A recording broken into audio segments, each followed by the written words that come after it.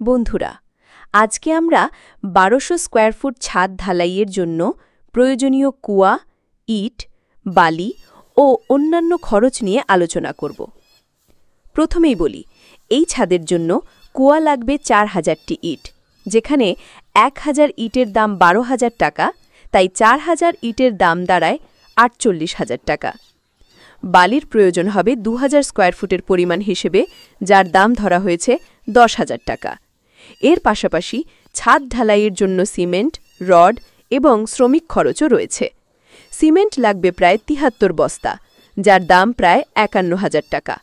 Rod লাগবে ১২০০ KG, যার দাম প্রায় ১,০০,০০০ টাকা। মিস্ত্রি খরচ ধরা হয়েছে ৬০ টাকা প্রতি স্কোয়ার ফুট, যা মোট ৭২,০০০ টাকা, এবং পিকচারিং ভাড়া ৩৭ টাকা প্রতি স্কোয়ার ফুট, মোট ৪৪,০০০ টাকা। সব মিলিয়ে এই ছাদ ঢালাই এবং কুয়ার কাজের আনুমানিক খরচ দাঁড়ায় প্রায় ৩ লাখ টাকা। আশা করি এই হিসেব আপনার নির্মাণ কাজের বাজেট পরিকল্পনায় সাহায্য করবে। কোনো প্রশ্ন থাকলে নিচে কমেন্ট করে জানান।